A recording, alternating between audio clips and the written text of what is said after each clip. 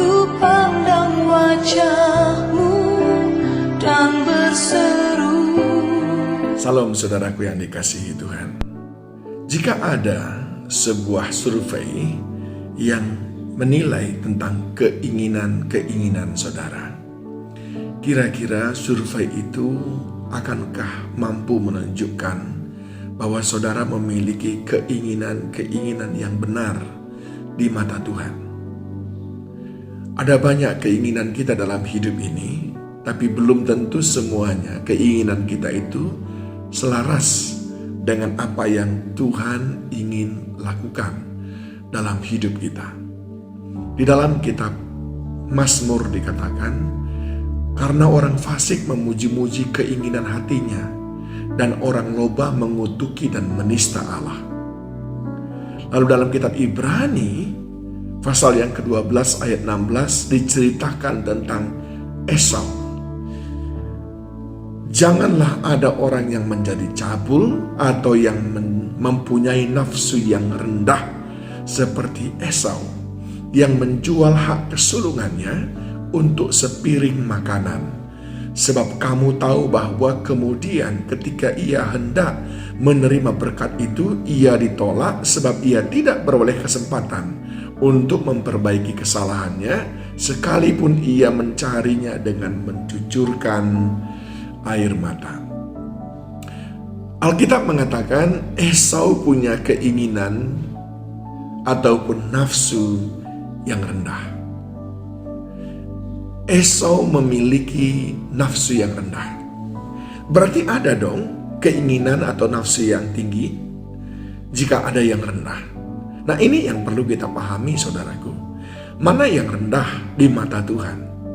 Mana yang gak penting di mata Tuhan? Dan mana yang penting di mata Tuhan? Ketika kita mencari hal-hal yang rendah di mata Tuhan, maka kita menjadi orang-orang yang sangat merugi. Sebab sesungguhnya kita mestinya mencari apa yang penting di mata Tuhan.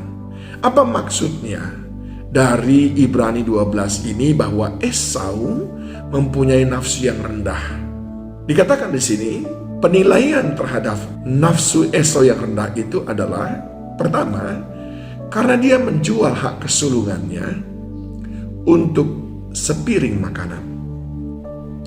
Ini menunjukkan bahwa Esau lebih mementingkan keinginan daging daripada memegang teguh janji-janji Allah dalam kehidupannya. Sebab mestinya dia adalah anak sulung yang mendapatkan hak kesulungan. Saudaraku, sering sekali keinginan-keinginan daging kita menjauhkan kita dari Tuhan.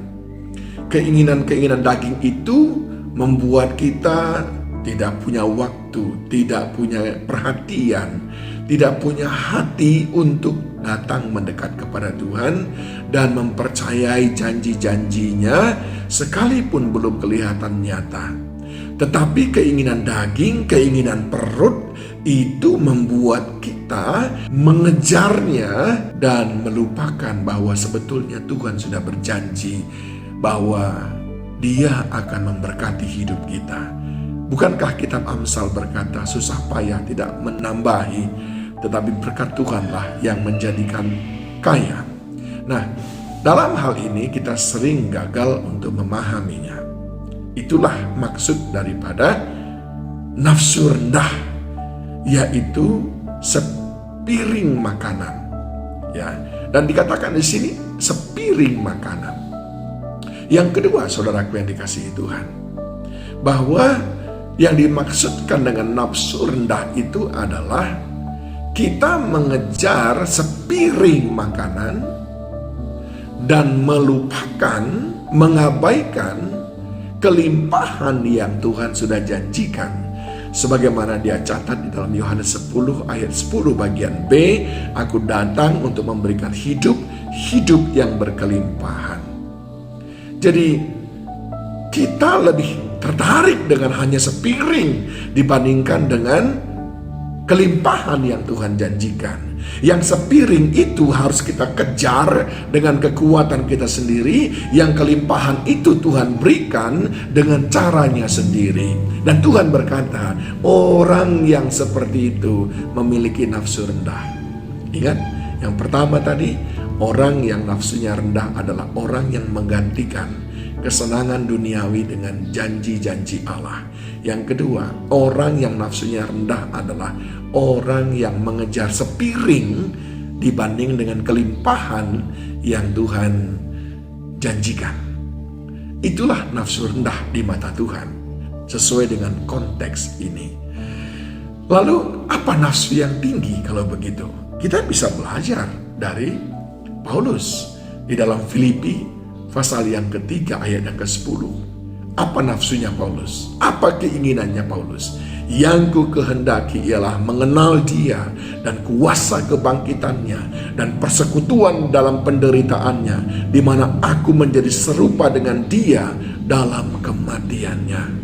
Yang Paulus kehendaki adalah mengenal Dia dan mengalami kuasa kebangkitannya, dan itu adalah keinginan yang tinggi, bukan yang rendah. Apa yang saudara kehendaki? Apakah saudara kehendaki menikmati semua yang ada di dunia ini? Atau yang saudara kehendaki adalah mengalami persekutuan dengan Tuhan, mengenal Dia, dan mengalami kebangkitan, kemenangannya, sekalipun dalam berbagai hal kita harus mengalami penderitaan. Adakah saudara memiliki nafsu yang rendah atau nafsu yang tinggi, yang mulia di mata Tuhan? Ketika yang kita inginkan yang mulia, seperti Ratu Esther melayani raja, akhirnya raja berkata apa? Esther, apa yang kau inginkan? Saudaraku, biarkan Tuhan yang memenuhi keinginan saudara, dan itu akan membuat saudara dipuaskan. Tuhan Yesus memberkati. Kaulah harapan dalam